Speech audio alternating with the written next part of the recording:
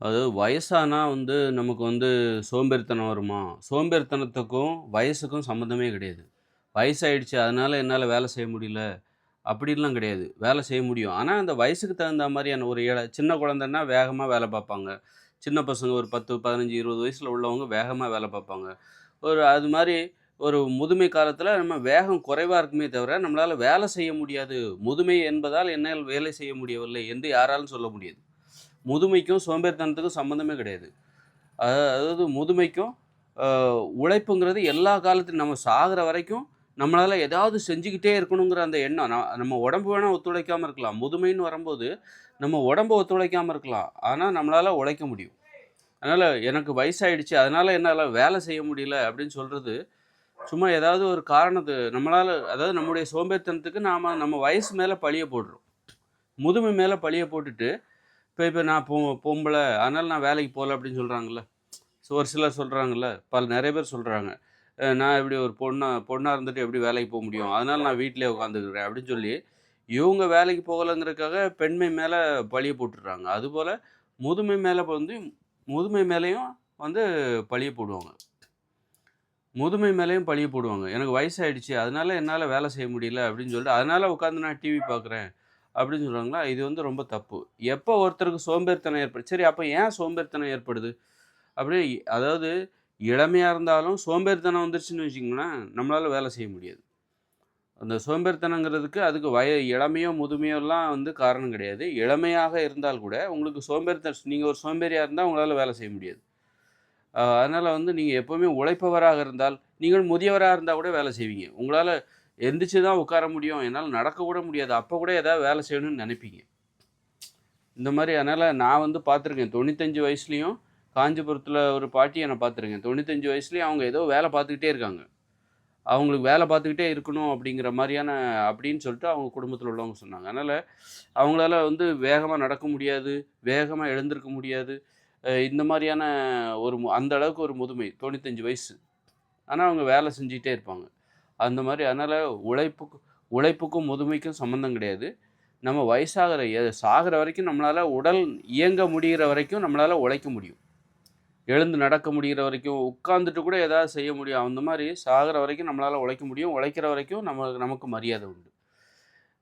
எப்போ உழைக்க முடியாம போகுது அப்டின்னா, போதைப் பொருளுக்கு அடிமையாகும்போது தான். இப்ப ஏன் நெறைய பேர் பார்த்தீங்கன்னா, 60 வயசுக்கு மேல உழைக்கிறது கிடையாது. 70 வயசுக்கு மேல வீட்ல உட்கார்ந்துட்டு பொழுத போக்க வேண்டியதா. என்ன காரணம் அப்டின்னா, போதை தான் காரணம். அப்டின்னா 70 வயசுக்கு மேல எல்லாரும் என்ன போதைப் பொருளா பயன்படுத்திட்டு இருக்காங்க? என்ன மதுபானமா அருந்திட்டு இருக்காங்க? இல்ல சிகரெட் புடிச்சிட்டு இருக்காங்களா? ஒரு சிலர் சிகரெட் பிடிக்கிறாங்க, ஆண்கள்ல சிலர். அப்ப என்ன போதை காரணம்? போதை தான் சோம்பேறித்தனத்துக்கு காரணம். அப்படின்னா, என்ன வடிவில இவங்க போதை எடுத்துக்கிறாங்கன்னா, உணவு. இவங்க சாப்பிடுற இந்த சோறு, பூரி, பொங்கல், தோசை, உப்பு போட்டு சமைச்சு சாப்பிடுற அத்தனை உணவுமே போதை உணவுகள் தான். இது எதெல்லாம் உங்களை அடிமைப்படுத்துகிறதோ, எதற்கெல்லாம் நீங்கள் அடிமையாகிறீர்களோ, அவை எல்லாமே உங்களுக்கு போதை தான்.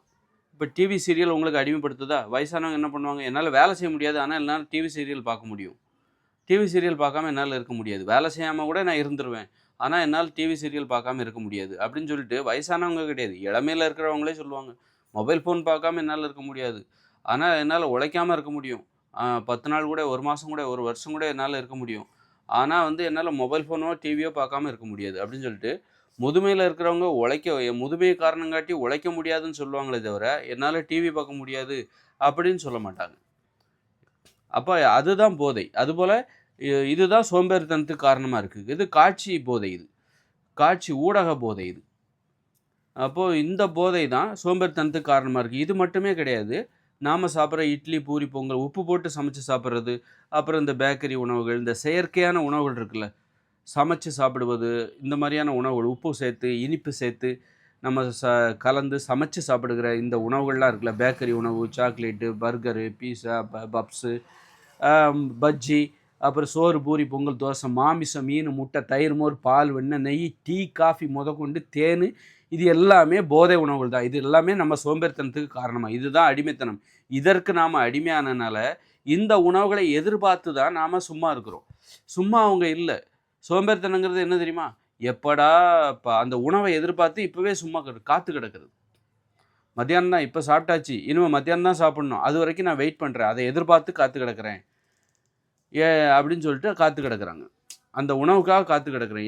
எப்ப கிடைச்சா கூட ஓகே. இருந்தாலும் என்ன கூச்சமா இருக்கும் மத்தவங்க ஏதாவது சொல்லுவாங்களோ அப்படின்னு சொல்லிட்டு. இதுதான் வந்து சோம்பேறித்தனம். போதை தான் சோம்பேறித்தனத்துக்கு காரணம். அப்போ நீங்க 60 வயசுக்கு மேல, 70 வயசுக்கு மேல சும்மா இருக்கிறதுக்கும், அல்லது இப்ப வந்து நெறைய பெண்கள் கூட வேலைக்கு போகாம வீட்லயே இருக்கணும்னு நெனைக்கிறாங்கல்ல, அவங்களுக்கும் ஆண்கள் வேற வழி இல்ல வேலைக்கு போய் தான் ஆகணும். அதனால வேலைக்கு போறாங்க. அவங்களுக்கு பெண்கள போல ஒரு ஆப்ஷன் கிடையாது. ஒரு வாய்ப்பு கிடையாது.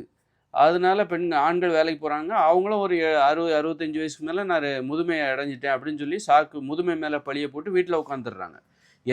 ஏதாவது மேல ஆண்களுக்கு முதுமை தான் சும்மா இருப்பதற்கான ஒரு வாய்ப்பு. பெண்களுக்கு நாங்கள் பெண்கள் அப்படிங்கிற பேர்ல அவங்க வீட்ல சும்மா இருக்காங்க. இப்ப பெரும்பாலானவர்கள் இந்த மாரி. இப்போ நீங்க வந்து இப்படி எல்லா பெண்களும் வேலைக்கு போல இந்த வருஷம் இந்த இந்த உலகத்துல. ஒரு 50% நீங்க உங்க தெருவுல வச்சு பார்த்தீங்கன்னா, வீட்டு வேலை செய்கிறோம் ஹவுஸ் ஒய்ஃப்ங்கிற பேர்ல எல்லா வீட்லயும் சும்மா இருப்பாங்க. காரணம், இந்த மாரியான உணவுகள் இருக்குல்ல, உணவு, காட்சி ஊடகம், இந்த டிவி, மொபைல் ஃபோன், அது மாரி இந்த உப்பு போட்டு சமைச்சு சாப்பிடுற இந்த செயற்கை உணவு, இது எல்லாமே போதை. இந்த போதை தான் சோம்பேறித்தனத்துக்கு காரணம். அப்ப இந்த டிவி, மொபைல் ஃபோன் இதெல்லாம் இல்லன்னு வச்சுக்கோங்களேன். இதெல்லாம் இந்த உலகத்துல இல்லப்பா. ஓகே. அதுக்கப்புறம் வந்து இந்த உலகத்துல வந்து நீங்க வந்து இதெல்லாம் இல்ல. டிவி, மொபைல் ஃபோன்லாம் இல்லையா? அது மாரி உப்பு போட்டு சமைச்சு சாப்பிடுகிற அந்த வழக்கம் இல்லன்னு வச்சுக்கோங்க. ஏன்னா, அதெல்லாம் இப்ப தான் வந்திருக்கும். எப்ப இந்த வாகனங்கள் கண்டுபிடிச்சாங்களோ, அதனால தான் கடற்கரையிலேருந்து உப்ப உற்பத்தி பண்ணி மக்களுக்கு விநியோகம் ஆரம்பிச்சிருக்கு. சக்கரம் கண்டுபிடிச்ச பிறகு தான் வாகனம் கண்டுபிடிச்சிருப்பாங்க. வாகனத்தில வந்து உப்பை உற்பத்தி பண்ணி அ மக மனிதர்களுக்கு விநியோகிச்சிருப்பாங்க. வியாபாரம் பண்ணியிருப்பாங்க. அப்போ உப்பெல்லாம் பணம் கண்டுபிடிச்ச பிறகு தான் மனிதர்கள் உப்பையே சாப்பிட ஆரம்பிக்கிறாங்க. அதுவும் பார்த்தீங்கன்னா, எல்லா எல்லா இடத்துக்குமே உப்பு போயிருக்குமா? இப்போ வந்து ஒரு ஒரு 300, 400 வருஷத்துக்கு முன்னாடி கொடைக்கானல்ல, ஊட்டியில, மலை பிரதேசங்கள்லலாம் மக்கள் வாழ்ந்திருப்பாங்க. அவங்களுக்கெல்லாம் யாரு உப்ப கொண்டு கடற்கரையிலேருந்து உப்ப உற்பத்தி பண்ணி, அவங்களுக்கு யாரு விற்பனை செஞ்சிருப்பாங்க, வியாபாரம் பண்ணியிருப்பாங்க. அப்ப அவங்கலாம் உப்பை பயன்படுத்தியிருக்க மாட்டாங்க. அப்ப அவங்களுடைய உணவு எதுவா இருந்திருக்கும்? உப்பு போடாம பச்சை உணவுகளா தான் இருந்திருக்கும். உப்பு போடாம ஒரு அரிசிய சாப்பிட முடியுமா? அரிசிய சோறாக்கி சாப்பிட முடியுமா? உப்பு இல்லாம. குழம்பு குழம்பு இல்லாம குழம்புல உப்பு போட்டா தான் குழம்பு அந்த சோறெல்லாம் சாப்பிட முடியும். தோசை, இட்லி எல்லாம். அப்போ அந்த காலத்தில உப்பு போடாம அப்போ பெரும்பாலான மக்கள் உப்பே பயன்படுத்தியிருக்க மாட்டாங்க. நெறைய கிராமங்கள் இருக்கும். அதுக்கு வந்து சாலை தொடர்புகளே இருக்காது. மக்கள் வெ பெ பிற பகுதி மக்களோடு துண்டிக்கப்பட்டிருப்பாங்க. வியாபாரம் இப்ப இந்த பணப்புழக்கம் அப்பதான் வந்து உப்பெல்லாம் கிடைச்சிருக்கும். அப்படி இருக்கும்போது மலைப்பிரதேசங்களில் வாழ்கிற பெரும்பான்மையான மக்கள் கடந்த ஒரு 500 வருஷத்துக்கு முன்னாடி போனா, உப்பு பயன்படுத்தாம தான் அவங்க வந்து உணவு சாப்பிட்டுருப்பாங்க. அப்படி இருக்கும்போது அவங்கலாம் அடிமையா இருக்க மாட்டாங்க. அவங்களுக்கு டிவியும் கிடையாது, மொபைல் ஃபோனும் கிடையாது. உப்பு போட்டு அவங்க சாப்பிட மாட்டாங்க. காய்கறிகள், பச்சை உணவுகள் இந்த மாரி தான் அவங்க சாப்பிட்டுருப்பாங்க அப்படின்னா, அப்போ அவங்க வந்து எதற்குமே அடிமையாக மாட்டாங்க. அப்போ அவங்க வாழ்க்கை எப்படி இருக்கும்? எதையாவது செய்யணும். வேற நீங்க பச்சை காய்கறிகள பத்திய சாப்பாடு சாப்பிடுறீங்க, உப்பு இல்லாம சாப்பிடுறீங்கன்னா, உங்களுக்கு டிவி, மொபைல் ஃபோன் எதுவுமே இல்லன்னா, உங்களால ஒரு இடத்துல இருக்கவே முடியாது. இன்னைக்கு டிவி இருக்குது, மொபைல் ஃபோன் இருக்கு, சாப்பாடு சாப்பிட்டு நல்லா இந்த சோறெல்லாம் சாப்பிட்டா படுத்து கிடந்து தூங்கணும்னு தான் தோணும். படுத்துக்கிட்டே டிவி பார்க்கணும்னு தோணும். அப்போ டிவி இல்லாத காலம், உப்பு பயன்படுத்தப்படாத காலங்கள்ல, மக்கள் கண்டிப்பா அவங்களால சும்மாவே இருக்க முடியாது. எங்கேயாவது போயிட்டுருப்போம். சோம்பேறியாவே அவங்க இருக்க மாட்டாங்க. அப்போ நம்ம சோம்பேறித்தனத்துக்கு காரணம் வந்து நம்ம மு மு பெண்மை மேல பழிய போடுறது. நான் பெண் அப்படிங்கிற காரணத்தினால வீட்ல சும்மா இருக்கேன், வேலைக்கு போல. அது மாரி நான் முதியவர் என்கிற காரணத்தினால ஆண்களும், பெண்களும் வீட்ல சும்மா இருக்கிறது. இது எல்லாமே இந்த இந்த சோம்பேறித்தனத்துக்கு என்ன காரணம் அப்படின்னா, இந்த போதை தான் காரணம். போதைன்னா என்ன முதல்ல அப்படின்னா, வெறும் மதுவும், சிகரெட்டும் மட்டுமே, பீடி மட்டுமே, சுருட்டு மட்டுமே, புகையிலை மட்டுமே போதை அல்ல. உணவு போதை என்று ஒரு காட்சி போதை. டிவி, மொபைல் ஃபோன் இதெல்லாம் காட்சி ஊடக போதை. அதுபோல உணவு போதை ஒன்று இருக்கிறது. உணவுங்கிறது இது. இந்த மாரி சோம்பேறித்தனம் தான் போதை. போதைன்னா போதை உங்களுக்கு என்ன ஏற்படுத்தும்? சோம்பேறித்தனத்த ஏற்படுத்தும். அப்படின்னா, சோம்பேறித்தனம் தான் போதை. அப்படின்னா, நீங்க மருத்துவம் இருக்குல்ல, மருத்துவம் சார்ந்த எந்த அறிவும் எனக்கு தேவையில்ல. நான் காசு குடுத்தா ஒரு டாக்டர் எனக்கு வைத்தியம் பண்ணுவாரு. அப்படின்னு அது ஒரு சோம்பேறித்தனம் தானே! உங்க உடம்ப பத்தி நீங்க எதுவுமே தெரிஞ்சுக்க மாட்டீங்க. ஒரு தலைவலி எப்படி வருது? காய்ச்சல் எப்படி வருது? எதையுமே நீங்க தெரிஞ்சுக்க மாட்டீங்க. ஏதாவது தலைவலி வந்தா உடனே டாக்டர்ட்ட போவீங்க. அப்ப அது ஒரு சோம்பேறித்தனம் தானே! உங்க உடம்ப பத்தி நீங்க எதுவுமே தெரிஞ்சுக்காம, இன்னொருத்தர போய் எதா இருந்தாலும் இன்னொருத்தர்ட்ட போய் அவர் பார்த்துப்பாரு. அது அவரோட வேல. உங்க உடம்ப பத்தி இன்னொருத்தர் தான் தெரிஞ்சுக்கிறார்ல. அப்ப அது ஒரு சோம்பேறித்தனம். நம்ம உடம்ப பத்தி நாம வந்து கத்துக்கணும். அப்ப அந்த கத்துக்கொள்ளாம சும்மா இருக்கிறோம். சும்மா இருந்துட்டு எதா இருந்தாலும் மருத்துவர்ட்ட போறது. அவரு என்ன பண்ணாலும் வேற வழி அப்படி இருக்கும்போது அவரு வந்து உங்களுக்கு இப்ப சிவியரா இருக்கு. உங்களுக்கு பெரிய ஆப்ரேஷன் பண்ணணும். மேஜர் ஆப்ரேஷன் பண்ணணும். மண்ட ஓட்டுல வந்து மண்டை ஓட்டை திறந்து உள்ள ஆப்ரேஷன் பண்ணி எதை சொன்னாலும் இதயத்தில் ஓட்டை இருக்குது, எதை சொன்னாலும் பண்ணி தான் ஆகணும். ஏன்னா நமக்கு வந்து நம்ம உடம்பை பற்றி எதுவுமே தெரியாமல் கண்டதையும் சாப்பிட்டு நம்ம உடம்பை கெடுத்து வைக்கும்போது, அப்போ இன்னொருத்தரை நம்பி சிகிச்சை செய்யும்போது அவங்க சொல்கிறத நம்ம செஞ்சு தான் ஆகணும். அதற்கு மாற்று நமக்குன்னு ஒன்று எதுவும் தெரியாது. அதனால் இதுவும் சோம்பேறித்தனம். அப்போ மருத்துவம் இருக்குல்ல, அதுவும் ஒரு போதை தான். நமக்கான ஆடையை நாமளே உருவாக்குறது கிடையாது. ஒரு டெய்லர்கிட்ட போகிறோம், அது ஒரு சோம்பேறித்தனம் தானே. இப்போ பழங்குடியினர் இருக்காங்க, தற்சார்பு வாழ்க்கை முறை இருக்குது, அவங்களுக்கான ஆடைகளை அவங்களே தான் தயாரிக்கிறாங்க. அப்போ அந்த மாதிரி நாம் வந்து தயாரிப்பது இல்லைல்ல, நமக்கு ஆடை எப்படி உருவாக்கணுன்னே தெரியாது. அப்போ ஆடை எப்படி அப்போ வந்து துணி நெய்யப்படுகிறது, டெய்லர் தச்சு கொடுக்குறாரு, நாம் போட்டுக்கிறோம். அது ஒரு சோம்பேறித்தனம். அப்போ அது ஒரு போதை தான். சோம்பேறித்தனம் தான் போதை. இப்படி வீடு கட்டுறோம். ஒரு பழங்குடியினர், காடுகளில் வாழ்கிற பழங்குடியினர் தற்சார்பு வாழ்க்கை முறைப்படி தனக்கான குடிசையை தானே கட்டிக்கிறாரு. அப்போ அப்படி இருக்கும்போது, நாம வந்து நம்மளால ஒரு குடிசை கட்ட தெரியாது, ஒரு கான்கிரீட் வீடு கட்ட தெரியாது. நமக்கு வந்து ஒரு கொத்தனாரோ, என்ஜினியரோ நமக்கு வந்து ஒரு வீட்ட கட்டி தருவாருன்னு நாம நம்புறோம்ல. அது ஒரு சோம்பேறித்தனம் தானே! அப்ப நமக்கு குடிசையும் கட்டத் தெரியாது, கான்கிரீட் கட்டடமும் கட்டத் தெரியாது. ஆனா பழங்குடி மக்களுக்கு அவங்க கான்கிரீட் கட்டடத்தில் வசிக்கவில்லை, குடிசையில் தான் வசிக்கிறார்கள். காடுகளில் வாழ்கிற அந்த பழங்குடி மக்கள். ஆனால் அவர்களுக்கான குடிசையை அவர்கள் தான் கட்டிக் கொள்கிறார்கள். அப்படி என்றால் அவர்கள் உழைப்பாளிகள், நாம் சோம்பேறிகள். இப்படி இந்த மாரி சோம்பேறித்தனம் தான் போதை. இந்த போதை தான் எதா இருந்தாலும் மத்தவங்க பார்த்துப்பாங்க. நமக்கான உணவா? வயசாயிடுச்சு. எனக்கான உணவை என் புள்ள சம்பாதிச்சு குடுப்பான். எனக்கான பணத்த கவர்மெண்ட் பென்ஷன் போடுவாங்க. இப்படி நமக்கானத மத்தவங்ககிட்ட எதிர்பார்க்குறோம்ல, மத்தவங்ககிட்டேருந்து எதிர்பார்க்குறது, நமக்காக மத்தவங்க செய்வாங்க அப்படின்னு எதிர்பார்க்குறது, இதுதான் சோம்பேறித்தனத்துக்கு காரணமா இருக்கு. இந்த சோம்பேறித்தனம் தான் போதை. போதைங்கிறது உணவு வடிவிலும், காட்சி ஊடக வடிவிலும், பல்வேறு வடிவங்களில் அ போதை என்பது போதைக்கு அடிமையாகி நாம இந்த இயந்திர அறிவியல் உலகில் வாழ்ந்து கொண்டிருக்கிறோம். மருத்துவ போதை, இருப்பிட போதை, நமக்கான வீட்டை கட்டி தருகிற இன்னொருத்தரை நம்புகிறோம்ல, நம்பிக்கிட்டு நமக்கு வீடும் கட்ட தெரியாது, குடிசையும் கட்ட தெரியாது. நமக்கான மருத்துவத்தை நம்பி நம்ம இன்னொருத்தரை எதிர்பார்த்துட்டு சும்மா இருக்கிறோம்ல, அதுவும் வந்து ஒரு போதை தான். இப்படி நமக்கான ஆடை, இப்படி எல்லா விஷயத்தையும் நமக்கான மொபைல் ஃபோன், டிவி எல்லாத்தையும் நம்ம இன்னொருத்தர்ட்ட இருந்து எதிர்பார்க்குறோம். நம்ம கடமைக்கு ஒரு தொழில செஞ்சு பிற மக்களுடைய ஒரு தேவைய நம்ம பூர்த்தி பண்றோம். ஆனா, ஒரு தேவைய தான் நம்மளால பூர்த்தி பண்ண முடியும். நான் ஒரு டெய்லரா இருந்தா தச்சு குடுப்பேன். அல்லது நான் ஒரு மருத்துவரா இருந்தா மருத்துவம் பார்ப்பேன். மத்த எல்லா தேவைகளையும் நான் பிறர்ட்டருந்து எதிர்பார்ப்பேன். இந்த மாரி ஒரு ஒப்பந்த அடிப்படையில் ஒரு சோம்பேறித்தனம், ஒரு போதை. இந்த போதை தான் நம்மளால உழைக்க முடியாது. அதனால மத்தவங்கள நம்பவே கூடாது. நாம வந்து எல்லா காலத்திலயும் உயிர் வா உ அதாவது உழைக்கணும். முதுமைய காரணம் காட்டி சும்மா இருக்கக்கூடாது. உழைக்கிற வரைக்கும் தான் நமக்கு மரியாதை. எந்த அளவுக்கு நீங்க உழைக்கிறீங்களோ, அந்த அளவுக்கு உங்க ஆயுள் காலம் அதிகரிக்கும். நல்லா உழைக்கிறவங்க தான் ரொம்ப காலம் உயிரோட வாழ்வாங்க. அப்படி இருக்கும்போது, அப்ப அதற்கு என்ன தேவை? ரொம்ப காலம் உயிர் வாழணும், முதுமையிலயும் உழைக்கணும் அப்படின்னா, தற்சார்பு வாழ்க்கை முறை நமக்கு தேவை. இந்த இயந்திர அறிவியல் உலகம் நமது தேவைகளை பிறரிடமிருந்து எதிர்பார்த்து நம்மளை சோம்பேறியாக்குகிற ஒரு ஆசை காட்டி நம்மளை வந்து மோசம் பண்ணுறது. பிறரை எதிர்பார்த்து நம்மளை சோம்பேறியாக்கி நமது ஆயுட்காலம் குறைஞ்சிருது, மரியாதை குறைஞ்சி போயிடுது. அதனால நம்ம வந்து பிறரை எதிர்பார்க்கக்கூடாது. ஒரு தற்சார்பு வாழ்க்கை முறை தான் நம்மளை வந்து எப்போதுமே உழைப்பதற்கான கட்டாயத்தை.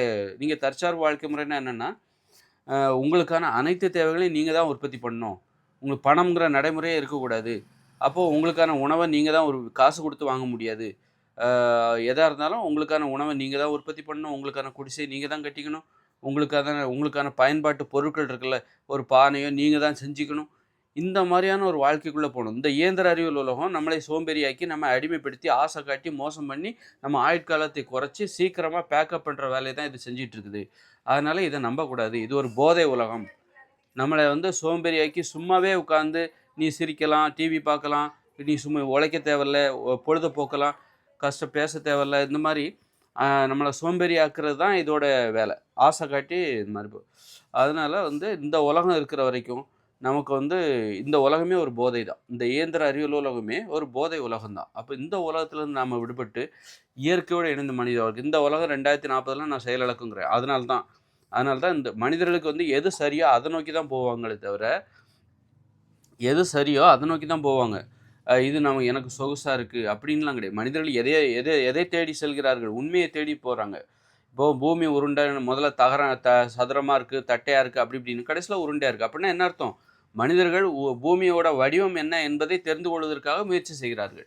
அப்ப அது தெரிஞ்சுக்கிட்டாங்க, திருப்தி அடைஞ்சுட்டாங்க. அப்போ உண்மையை தேடி தான் மனிதர்கள் போறாங்களே தவிர, அவங்களுக்கு பொய் எப்படிப்பட்டதா இருந்தாலும் சரி, அது அவங்களுக்கு தேவையில்ல. அதுபோல மனிதர்கள் எப்படி வாழணும்? நோய்களுக்கான தீர்வு என்ன? எப்படி வாழ்ந்தா மனிதர்கள் நிம்மதியா இருப்பாங்க, மகிழ்ச்சியா இருப்பாங்க, ஆரோக்கியமா இருப்பாங்க, பாதுகாப்பா இருப்பாங்க. அத நோக்கி தான் போவாங்களே தவிர, அது அது இயற்கையோட இணைஞ்சு எளிமையா வாழும்போது தான் அது உங்களுக்கு சாத்தியம்.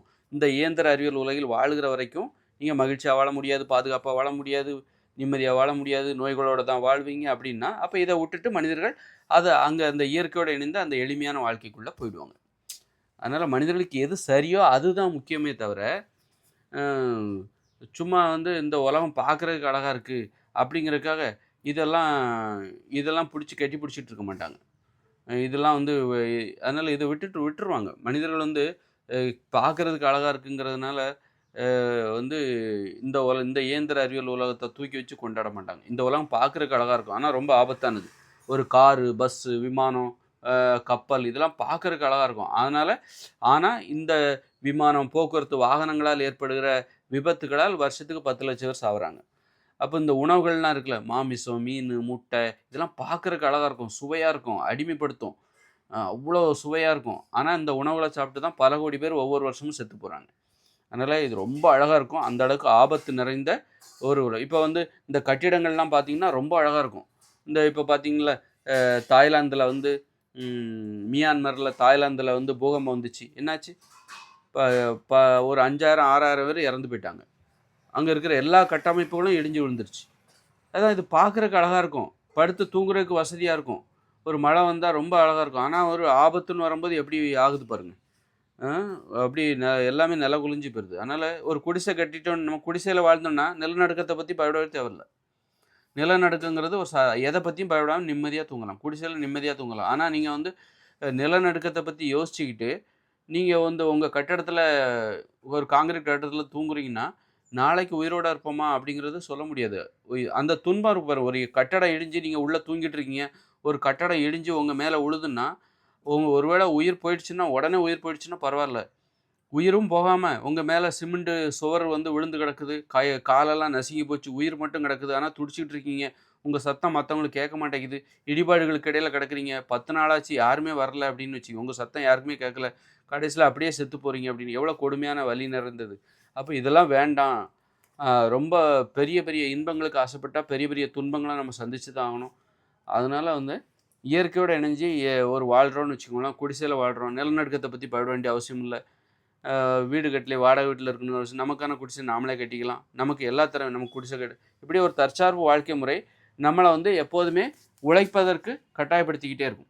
நீங்க தற்சார்பு வாழ்க்கை முறை இருக்குல்ல, இயற்கையோட இணைஞ்சு இந்த இயந்திர அறிவியல் உலகம் இல்லாத ஒரு தற்சார்பு வாழ்க்கை முறையில நீங்க சும்மாவே இருக்க முடியாது. உங்களுக்கான உணவ நீங்க தான் உற்பத்தி பண்ணணும். காசு குடுத்தா உங்களுக்கு கிடைக்காது. பணம்ங்கிற நடைமுறையே தற்சார்பு வாழ்க்கை முறையில கிடையாது. இயற்கையோடு இணைந்த மனித வாழ்க்கையில கிடையாது. அப்படிங்கும்போது உங்களுக்கான உணவ நீங்க தான் உற்பத்தி பண்ணணும். அப்ப நீங்க எப்படி எனக்கு வயசாயிடுச்சுன்னு நான் சும்மா இருக்க முடியாது. நான் பொம்பள அதனால நான் வீட்ல சும்மா இருக்கிறேன். எந்த ஹவுஸ் ஒய்ஃப் அப்படின்னு சொல்லி வீட்ல சும்மா இருக்க முடியாது. நீங்க வேலைக்கு போய் தான் ஆகணும். அப்பதான் நீங்க சாப்பிட முடியும். அதனால வீட்டுக்காரரு அவரு அவரு ச அவரு போய் அவருக்கான உணவ தேடுவாரு. மனைவி அவங்களுக்கான உணவ தேடுவாங்க. குழந்தைகளுக்கான உணவ தேடுவாங்க. குழந்தைகளும் உணவ தேடி போணும். முதியவர்கள் தான் வீட்ல சும்மா இருக்க முடியாது. போய் உங்களுக்கான உணவ நீங்க தேடுங்க. இப்படி தற்சார்பு வாழ்க்கை முறையில் யாரும் சோம்பேறியாக இருக்க முடியாது. அந்த மாரி அப்ப தற்சார்பு வாழ்க்கை முறையில பணம்ங்கிற நடைமுறை கிடையாது. உங்களுக்கு உப்பு கிடைக்காது. தற்சார்பு வாழ்க்கை முறையில இயந்திர அறிவியல் தொழில்நுட்பம் கிடையாது. டிவி, மொபைல் ஃபோன் எதுவும் மின்சாரமே கிடையாது. அப்ப ஊடக அடிமைத்தனம் உங்களுக்கு இருக்காது. உங்களுக்கான ஆடைகள நீங்க தான் உருவாக்கணும். அப்படின்னா, குளிர்லேருந்து பாதுகாத்துக்கணும். அப்போ உங்களுக்கான ஆடைகள நீங்களே தான் உருவாக்கணும். காசு குடுத்தா கிடைக்கிறதுக்கு கடை எதுவுமே இருக்காது. தற்சார்பு வாழ்க்கை முறையில, இயற்கையோடு இணைந்த மனித வாழ்க்கையில. அப்போ உங்களுக்கான ஆடைகள் எல்லாம் நீங்க தான் உற்பத்தி பண்ணணும். உங்களுக்கான குடிசை நீங்க தான் கட்டணும். உங்களுக்கு யாரும் கான்கிரீட் கட்டடத்த கட்டி தர்றதுக்கு கொத்தனாரோ, சித்தாளோ வரமாட்டாங்க. அவங்களுக்கு கூலி குடுப்பதற்கு பணம்ங்கிற நடைமுறை கிடையாது. சிமெண்ட் இயந்திர தொழிற்சாலைகள் எல்லாமே செயலிழந்துரும். அப்படி இருக்கும்போது சிமெண்ட் உங்களுக்கு கிடைக்காது. கடையில போனா செங்கல்லாம் கிடைக்காது. அப்ப நீங்க தான் மண் எடுத்து குழச்சு ஒரு குடிசை நீங்க தான் உங்களுக்கான குடிசைகள கட்டணும். அப்போ உங்களுக்கான உணவ நீங்க தான் தேடணும். எனக்கு வயசாயிடுச்சு நான் வேலைக்கு போமாட்டேன். என் புள்ள எனக்கான உணவ தேடி தருவான் அப்படின்னு நீங்க உட்கார முடியாது. அப்படி உழைப்பதை கட்டாயப்படுத்துகிற ஒரு வாழ்க்கை முறை தான் தற்சார்பு வாழ்க்கை முறை. அப்போ உழைப்பதற்கு எதிரான பழக்கவழக்கங்கள மனிதர்கள் கடைபிடிக்க மாட்டாங்க. தற்சார்பு வாழ்க்கை முறையில இயற்கையோடு இணைந்த அந்த மனித வாழ்க்கையில உழைச்சே ஆகணும். வேற வழி இல்ல. அப்பதான் வாழ முடியும். நீ சும்மாவே இருக்க முடியாது. சோம்பேறியாவே இருக்க முடியாது. அப்படின்னா, உழைப்பதற்கு தடையாக இருக்கிற போதைப் பொருட்களுக்கெல்லாம் யாருமே அடிமையாக மாட்டாங்க. தற்சார்பு வாழ்க்கை முறையில யாருமே போதைக்கு அடிமையாக மாட்டாங்க. ஏன்னா, போதைக்கு அடிமையானா நீ சோம்பேறியாவா? உனக்கான உணவு உன்னால தேட முடியாது. அதனால நல்லா பார்த்தீங்கன்னா, இந்த பழங்குடியினர், ஆப்பிரிக்க பழங்குடியினர் பார்த்தீங்கன்னா, அவங்க குளிக்காம, பல் விளக்காம இருப்பாங்க. ஆனா, யாராவது இந்த போதைக்கு அடிமையாகி இருக்காங்களா? பாருங்க. புகைப்பிடிக்கிற வழக்கம், அல்லது வந்து கஞ்சா அடிக்கிற வழக்கம், இந்த மாரியான வழக்கங்கள்லாம் அவங்ககிட்ட இருக்காது. காரணம், அதெல்லாம் வந்து அதாவது கஞ்சா, இந்த மாரி அபீனு, இந்த மாரியான போதை பழக்கவழக்கங்கள்லாம் அவங்ககிட்ட இருக்காது. சரக்கு அடிச்சுட்டு மட்டையாகுறது, இந்த மாரி வழக்கம்லாம் இருக்காது. ஏன்னா, இந்த மாரி போதைக்கு அடிமையானா நம்மளால உழைக்க முடியாது. உழைக்க உழைக்க முடியாத போது நமக்கான உணவு நம்மளால தேடிக்க முடியாது. நான் அப்போ நமக்கான குடிசை இதெல்லாம் கட்டணும். தற்சார்பு நமது அனைத்து தேவைகளையும் நாம தான் பூர்த்தி பண்ணணும். நம்ம இந்த மாரி போதைக்கு அடிமையாயிட்டோம்னாக்கா, நம்மளால உழைக்க முடியாது. அதனால உழைப்பதற்கு எதிரான அத்தனை நடைமுறைகளையும் அவங்க பின்பற்ற மாட்டாங்க. நம்ம தான் இந்த இயந்திர அறிவியல் உலகில் வாழ்ந்து கொண்டு, ப இந்த உலகத்தில நம்ம போதைக்கு அடிமையாகி வீட்டிலேயே உட்காந்துக்கிட்டு சோம்பேறித்தனமா இருப்போம். ஏன்னா, நம்மகிட்ட பணம் இருக்கும், பேங்க் பேலன்ஸ் இருக்கும். அத வச்சு நமக்கு தேவையான தேவைகள் அனைத்தையும் பூர்த்தி பண்ணிக்கிறோம். அப்ப வந்து பணம்ங்கிற நடைமுறை இல்லன்னு வச்சுக்கோங்க. நம்ம இயற்கையோட இணைஞ்சு தற்சார்பு வாழ்க்கை முறை நம்மளுடைய அனைத்து தேவைகளையும் நாமளே பூர்த்தி பண்ணணும். அவங்கவங்க பூர்த்தி பண்ணிக்கணும்பா. உன்னுடைய தேவை நீ பூர்த்தி பண்ணிக்கோ. அப்படி இருக்கும்போது நீ போதைக்கெல்லாம் அடிமையாக முடியாது. நீ போதைக்கு அடிமையாயிட்டன்னா உன்னால உழைக்கவும் முடியாது. நீ ஒரு சோம்பேறி ஆயிடுவ. சோம்பேறி ஆயிடுச்சுன்னா உனக்கான உணவு உனக்கு கிடைக்காது. பட்னியோட கடந்தே செத்து போயிடுவ அப்புறம். அப்புறம் உனக்கான குடிசைய கட்டணும். இப்படி எப்போதுமே உனக்கான ஆடைகள உருவாக்கணும். எப்பவுமே தற்சார்பு வாழ்க்கை முறையில உனது அனைத்து தேவைகளையும் நீ தான் உற்பத்தி பண்ணணும். நீ தான் உருவாக்கணும். நீ உருவாக்கலன்னா உனக்கு யாருமே தரமாட்டாங்க. அவங்கவங்க தேவைகள அவங்கவங்கள பூர்த்தி பண்றதே பெரிய சவாலான ஒரு விஷயமா இருக்கும்.